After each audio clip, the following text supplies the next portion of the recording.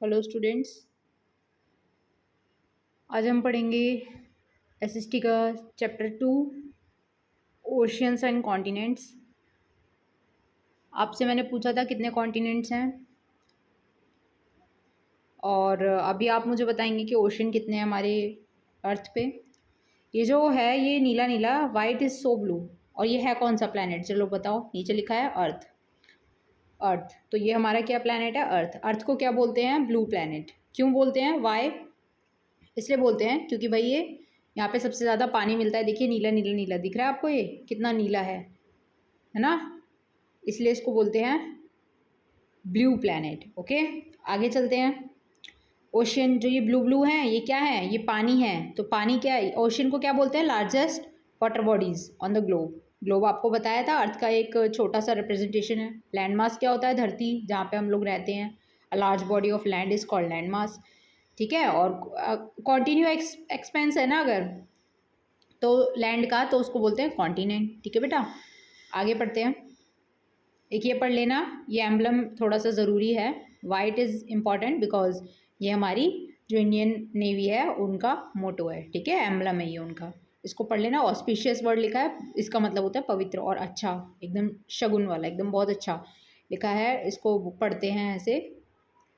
मोटो का नाम है सम नो वरुणा।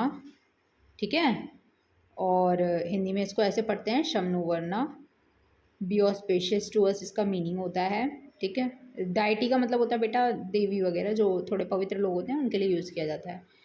अब पढ़ेंगे कि ज़मीन और जो पानी है उसमें फ़र्क क्या है। देखिए सबसे पहले ना एक बात जान लेते हैं, ये 3 वर्ड क्या होते हैं। पानी से रिलेटेड ही हैं तीनों terms, sea, bay and gulf.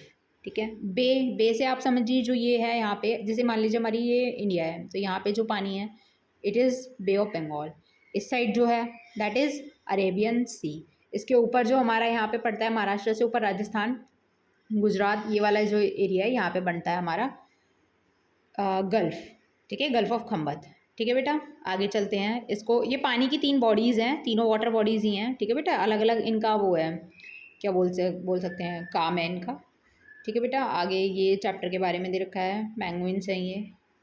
ठीक है, तो अब पढ़ते हैं ओशियंस के बारे में। कितने ओशियंस होते हैं? There are only 5 oceans. सबसे बड़ा उसमें से कौन सा है? लार्जेस्ट है पैसिफिक ओशियन। ठीक है बेटा, पैसिफिक है, फिर अटलांटिक है, फिर इंडियन है, फिर आर्कटिक है एंड सदर्न। ठीक है, सदर्न में अंटार्कटिक आएगा। इसके बाद यहाँ पे साइड में जो लिखा है ये मरीन, मरीन पानी से रिलेटेड टर्म है जो कि सी वगैरह में मिलता है। ठीक है, फ्लोरा, फ्लोरा बोलते हैं फ्लावर्स, जो प्लांट वगैरह होते हैं उनसे रिलेटेड है। और फोना is for animals, animal life के बारे में बता दें किसी एरिया की। ठीक है बेटा, फ्लोरा एंड फोना ये हो गया। आगे पढ़ते हैं।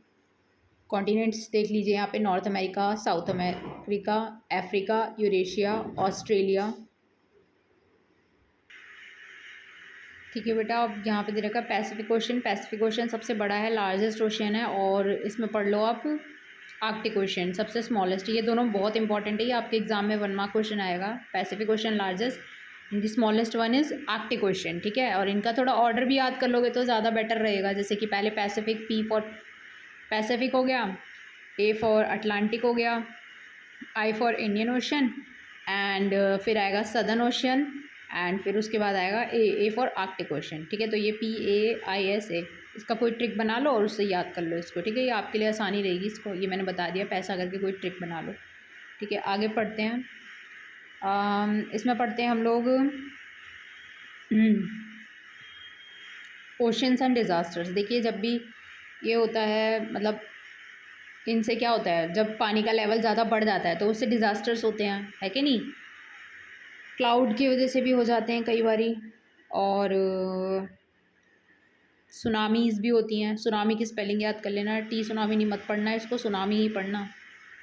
ठीक है, सुनामी होता है जब पानी ज़्यादा उसमें आ जाता है कोस्टल एरियाज़ में, तो उसको बोलते हैं। जापान की सुनामी बहुत फेमस है, जापान वाली फेमस है, अंडमान निकोबार वाली बहुत फेमस, ये देखो अंडमान वाली फेमस है, यहाँ पे लिखी हुई है 26, ये आएगा पेपर में, डेट आएगी, इसकी डेट आती है 26 दिसंबर 2004 को आया था, और 13 कंट्रीज़ में भी आया था, जिसके अंदर 2 लाख से ज़्यादा लोगों की जानें चली गई थी। 2 lakh in India and Andaman and Nicobar island ये आया था इसको पढ़ लेना, ठीक है।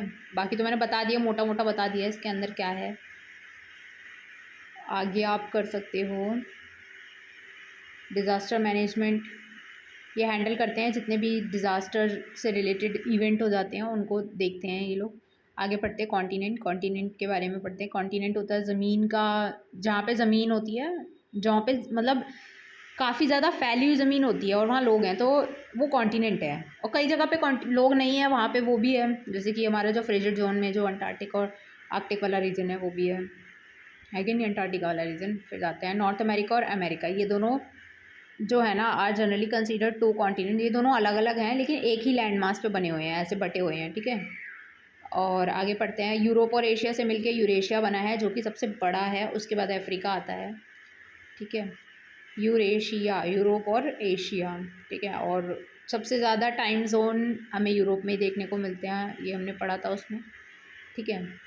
अब इसमें देख लो 4 कॉन्टिनेंट्स जो कि अल्फ़ाबेटिकल ऑर्डर में दे रखे हैं, Africa, Eurasia, America, Antarctica, Australia, वैसे तो यहाँ पे दे रखा है, ठीक है। 7 कॉन्टिनेंट्स होते हैं, America Africa, Antarctica, Asia, Australia, Europe, north America and south America. ये हमारा ओलंपिक का है। चलो बताओ 2004 में जो 2024 में जो हुए थे वो कहाँ पे हुए थे ओलंपिक, बताओ। और वो वाले भी बताओ, और पैरा ओलंपिक बताओ वो कहाँ पे हुए थे। और इसमें 5 दे रखे हैं, ये पाँचों जो हैं ये पाँचों कॉन्टिनेंट्स को बता रहे हैं, Africa, America, Asia, Australia and Europe, ठीक है। इसमें एशिया और यूरोप अलग अलग हैं, ठीक है। और अंटार्कटिका को नहीं इसमें कैलकुलेट करते क्योंकि वहाँ पे कोई रह नहीं सकता ना, इनहेबिटेड है। तो ये 5 हैं, इनको देख लेना, Africa, America, Asia, Australia and Europe. ये ओलंपिक के जो रिंग्स हैं इनमें हैं, ठीक है। बस इसमें इतना ही था। फिर आगे पढ़ते हैं हम, let's go to island. Island, India के 2 आइलैंड के नाम बताओ, चलो जल्दी से। आइलैंड्स होता है पानी के बीच, जैसे मान लो ये पानी है, पानी के बीच में एक ज़मीन का टुकड़ा है कि नहीं, तो उसको बोलते हैं island, that is surrounded by the water. Continent that is surrounded by the water, इसको बोलते हैं। There are lakhs of island on planet of a very large size. Greenland जो है सबसे बड़ा आइलैंड है जो पूरे वर्ल्ड में फेमस है, ठीक है। you would have to add 10 would have to add the areas of the 10 largest states of India to reach its size, ठीक है। 10 स्टेट को क्रॉस करना पड़ेगा तब जाके उस आइलैंड का साइज़ बन पाएगा, इंडिया के 10 स्टेट को क्रॉस करने के बाद, ठीक है। और इंडिया के पास टोटल 1300 हैं, जिसके अंदर जो मेन है वो अंडमान एंड निकोबार हैं और बे ऑफ बंगाल हैं, लक्षद्वीप हैं इन द अरेबियन सी, ठीक है। आगे बढ़ते हैं, अंटार्कटिका में एक प्रोग्राम लॉन्च हुआ था जिसमें कि इन्वायरमेंट से रिलेटेड स्टडी की जाएगी ना, 1983 में। जो 1983 जो, और जो इंडिया का वहाँ पे जो साइंटिफिक स्टेशन है उसका नाम पढ़ लेना, दक्षिण गंगोत्री, ये इंपॉर्टेंट है, ठीक है बेटा। आगे बढ़ते हैं, ओशियन एंड लाइफ। ओशियन और लाइफ, समुद्र और ज़िंदगी का क्या महत्व है। We have mention that ocean send rain to continents and this is the part of earth water cycle. Without ocean for instance का मीनिंग होता है एग्जाम्पल।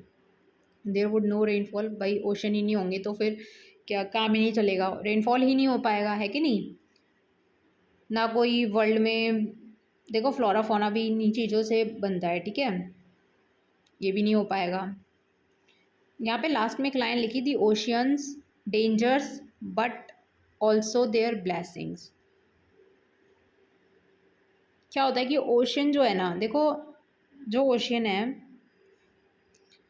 वो डेंजरस भी है, लेकिन अगर वो ना हो तो हमारा काम भी नहीं चलेगा, है कि नहीं। हमारा क्या, जो मतलब कोस्टल होता है, जो समुद्र के इलाके, जो पानी से रिलेटेड, पानी के आसपास वाले जो जगह होती हैं उनको बोलते हैं तटीय क्षेत्र, जो होते हैं उनको बोलते हैं। तो इन लोगों का तो भाई बिजनेस ही इनसे चल रहा है, हो सकता है फिशिंग वगैरह करते हो, है कि नहीं, तो वो सब भी चलता रहता है। और सी फूड भी बहुत फेमस है, इधर इधर वाले जो वो होते हैं लोग खाना पसंद करते हैं, है कि नहीं। आगे दे रखा है ओशन डे कब आता है, 8 जून, ये इंपॉर्टेंट है, इसे पढ़ लेना। और 8 जून को मनाया जाता है। और बस इतना ही था इस चैप्टर में, तो बेसिकली इतना ही था, ठीक है। फिर कंप्लीट हो गया ये वाला भी चैप्टर, इसके बाद हम इसके क्वेश्चन आंसर्स कर लेंगे। बाकी एक चीज़ और इम्पॉर्टेंट है इसमें, ये जो लिखा है ना यहाँ पे, northern hemisphere has more land than the southern hemisphere. ऊपर वाले में ज़्यादा जगह है, नीचे वाले में कम है, ठीक है, ऊपर वाले में ज़्यादा है। जो हेमिस्फेयर है, हेमिस्फेयर दो है ना, ये और ये, नदन और सदन। तो इसमें जो ऊपर वाला है नदन, उसमें ज़्यादा जगह है। ये सब कनेक्टेड है, ओशंस आर इंटरकनेक्टेड, सारा पानी एक दूसरे से कनेक्टेड है, उसके बीच में बस जगहें दे रखी हैं ऐसे ऐसे करके, कॉन्टिनेंट्स बना रखे हैं, ठीक है, ये सब कनेक्टेड है आपस में। ठीक है, फिर अब इसके बाद इसके क्वेश्चन आंसर्स इंपॉर्टेंट वाले ही देखेंगे सिर्फ।